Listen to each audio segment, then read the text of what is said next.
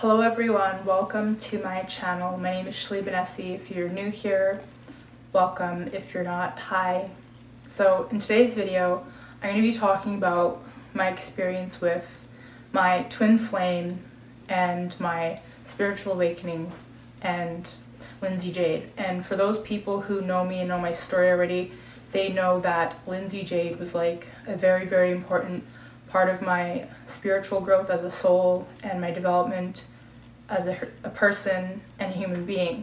So I met Linsey Jade, or I found Linsey Jade online in like 2010, like late, it was like spring of 2010 or something. I found this girl online, and then we just like initially started talking, and we noticed that we had like a lot of things in common. And then she like instantaneously, she like attached to me online. She was like, oh my god, who the fuck are you, what's your name, where are you from? She was so excited to talk to me and to just like engage with me. And she like started tagging herself in my pictures, and we just started talking and getting to know each other. And it was a year after Michael Jackson died, and that was like, when he died, I noticed I went through like a very, very transformative spiritual awakening, and I noticed the whole planet collectively kind of was going through that as well. And so when we started talking, just like the synchronicities between her and I were like super intense. She went to like a school that I went to, but like in a different city. We acted, thought, talked very similar. Our behaviors, mannerisms, and the way we thought about things was very, very similar. And we talked about stuff and related on a lot of things. And she would say like when she was a kid that she had like a twin somewhere. And I said, I used to say the same thing, ha ha ha, it was funny. And it was just like a very profound time in my youth, my late teens, my early 20s. And we started having like dreams about each other, like psychic dreams. She would come visit me in my dreams, I would go visit her, and then I would see like her, and she said she would wake up and she would see me. And if you're very like spiritual, like how people have accused me I am and stuff, you'd understand what I'm talking about. So and we would have like telepathy, like I would hear her in my head and she would hear me in her head, and then we would just like pay attention to similar things. And this girl lived in like Brooklyn, New York, and I lived in Canada. So, and like she was obsessed with Michael Jackson the same way that I was obsessed with him. And I'll link you below in this video, down in the information below, I'll link you to a clip of her talking about him so you can kind of gauge what I mean, like if you can see it or not. And she accused me of being her twin flame, and I denied, and I said, stop that, like you don't, I was like, okay. And then it was very weird because we were very, very similar, but at the same time we had differences. And with your twin flames, it has nothing to do with gender, but twin flames generally tend to share these same soul ties as each other. They're from like the same strand of the same heart, soul, or whatever. And that was our connection initially back then, and it still is today and now. I just haven't really talked about it. So, and in my video also you can see that I did in fact actually meet her. I have a video from years ago that was from like 2010, when I flew out to New York to meet her. And I don't know why, like I'm not typically someone who would just jump up and do something like that for someone. So she was very, very special to me, and I was to her as well. And it's weird because it's like she knew all my demons, I knew all her demons, but yet we were very like, had polar opposite lives, right? She had everything that I wanted, and I was everything that she had like needed or something. It was just, and that typically tends to be how twin flame relationships work. And if you look up and research about twin flames, you'll generally notice like a lot they say it's very rare for twin flames to actually meet in a lifetime if you're alive as a soul on this planet in this time and place right now. So, and usually when they do meet, something like pulls them apart because the meeting is too intense.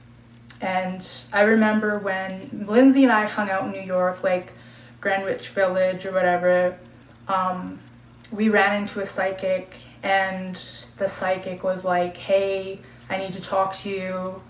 And it was just like, I was like 19, Linsey was like 18 or whatever. I'm a little bit older than her, but the psychic was like, hey, your third eye is like blocked in your throat chakra, you have problems with it, you were raped in a past life, and all this weird shit. And then we were both just like, what the hell? So yeah, that's just like some of my little experiences with her, but there was so much to our connection and our union and meeting and everything after that. It was just very intense for me. A lot of who I am today is actually because of her, and that would be something really hard to explain to a person who doesn't have similar inclinations as myself and as how Linsey did.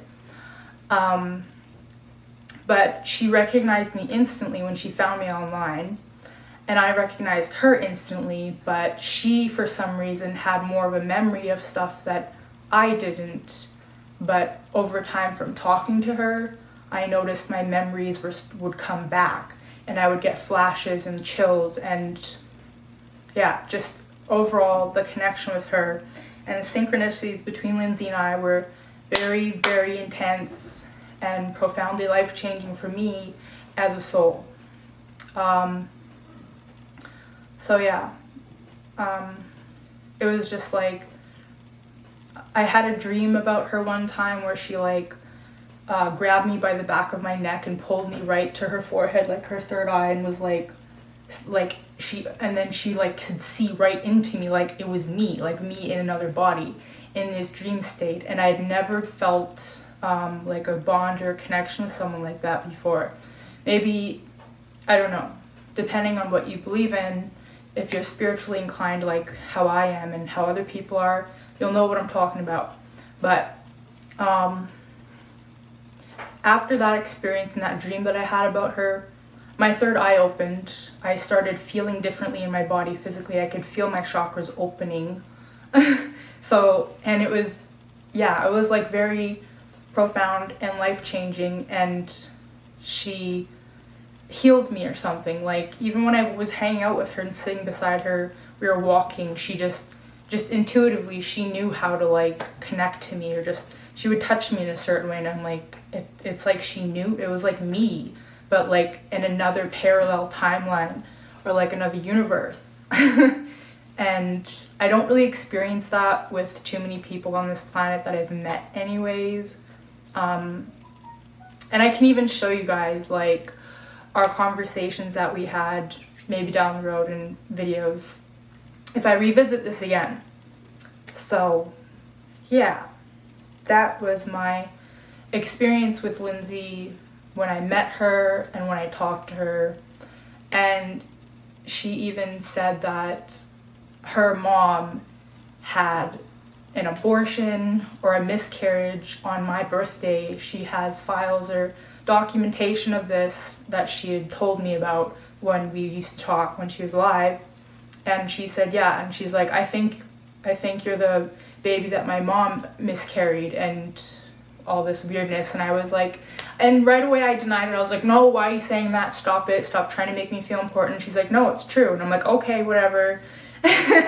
And it's real. And like, I know she was telling me the truth, because after everything resolved itself, and like she would say things to me and I would deny, and I'd go no, because I guess like dealing with twin flames, the connection is so strong and it's so intense that you would deny it because you don't want to believe it, but at the same time it's like so profound, it's so life-changing. And it's really funny too, because her younger sister Ashley Brooke, which is my first and middle name legally, before I legally changed my name, and I changed it actually because of her. and